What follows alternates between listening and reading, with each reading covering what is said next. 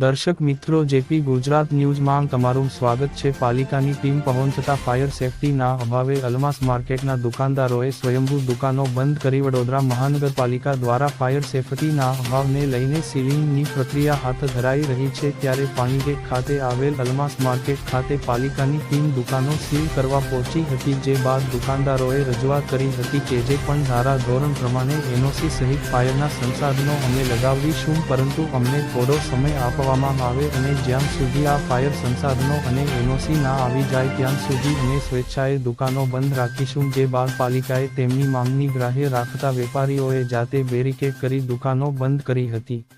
Bureau report Imran Sheikh.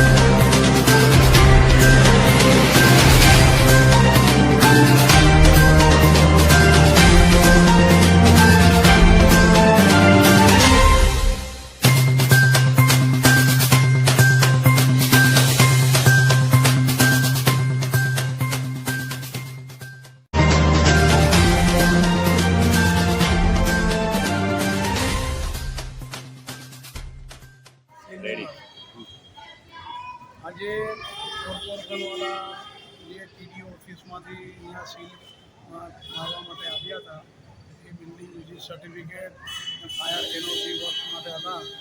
અમે એમને બાંહેધરી આપી છે કે જ્યાં સુધી અમે બિલ્ડિંગ યુઝિસ સર્ટિફિકેટ પ્રોવાઈડ નહીં કરીને ફાયર એનઓસી સર્ટિફિકેટ પ્રોવાઈડ નહીં કરીએ ત્યાં સુધી અમે કોમર્શિયલ વર્ક્સ બધું બંધ કરી રાખીશું। અમે અમારી જાતથી બેરિકેડ કરી આપીશું। અમે તમે જોઈ શકો છો કે અમે બેરિકેડ કરીને ટોટલ માર્કેટ અમે બંધ કરી રાખ્યું છે અને જ્યાં સુધી અમે ફાયર એફસી અને બિલ્ડિંગ યુઝિસ સર્ટિફિકેટ કોર્પોરેશનમાં જમા નહીં કરાવીએ અને ત્યાંથી પરમિશન નહીં મળે ત્યાં સુધી અમે ચાલુ નથી કરવાના। કે અમે રાઇટિંગમાં ટીડીઓ સાહેબને આપેલું છે ને એમને માન્ય રાખેલું છે ને એ માટે અમે અમારી બેરિકેડ કરીને સાહેબને રાઇટિંગમાં રજૂઆત કરેલી છે કે જ્યાં સુધી આ વસ્તુ નહીં થાય ત્યાં સુધી અમે આ પ્રમાણે બંધ કરી રાખીશું। જ્યારે અમે કમ્પ્લીટલી સર્ટિફિકેશન પ્રાપ્ત કરી લઈશું એના પછી એમને પરમિશન આપશે, એના પછી અમે માર્કેટ। કેટલી દુકાનોને સીલ કરવામાં આવી છે? કેટલી દુકાનો સીલ? 50 દુકાનો અમે અમારી જાતથી બેરિકેડ કરી છે। એ બદલ અમે ટીડી ઓફિસર સાહેબનો અમે હાર્દિક આભાર।